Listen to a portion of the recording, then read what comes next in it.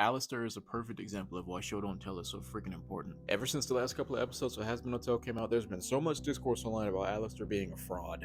And honestly, I don't believe he's a fraud. I think they set him up wrong, or at least not in the most ideal way. When the pilot dropped for Hazbin all those years ago, we got told so many times that this guy is unbelievably powerful. So powerful it didn't make any logical sense, and that was reinforced in the first season of Hazbin Hotel. Then we ran into issues. And just to reinforce my point, when I Google searched to find this picture, I saw a Reddit thread that was titled, "Why did so many people expect Alastor to win this fight?" That is the main problem. The expectation. You can't set him up as the most powerful overlord in all of hell, and then on the other hand, all the major fights he's been in, he loses. He lost against Adam, he lost against the V's. Those are the only main big fights he's been a part of, and he lost both of them. And no, I never expected him to win this fight. I know the Archangel's no diff, basically all the sinners in hell. And I know he was wounded fighting the V's. I know his staff didn't work. I know that. That's not the point. The point is they set him up for being so overwhelmingly powerful, and they're not delivering on that. Hence why there's so many memes going around now about Alastor being a fraud. Setting up your character to be impossibly overpowered and then putting him in a situation where you know he's going to lose a fight is not a good way to show off his power to the audience. Because yes, it's already been confirmed by Rosie that Alastor is the most powerful sinner in hell,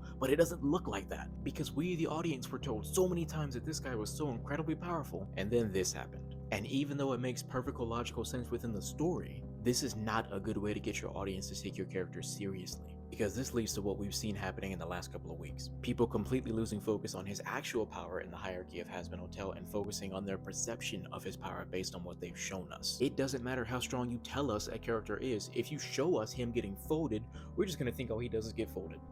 So in conclusion, do I think Alastor's a fraud? No, I don't. But I definitely think he was overhyped upon introduction. Honestly, if they focused on his mystery, intelligence, and ability to manipulate people instead of his raw power, we could have avoided all of this. He's still cool though. Still one of my favorite characters. It is what it is.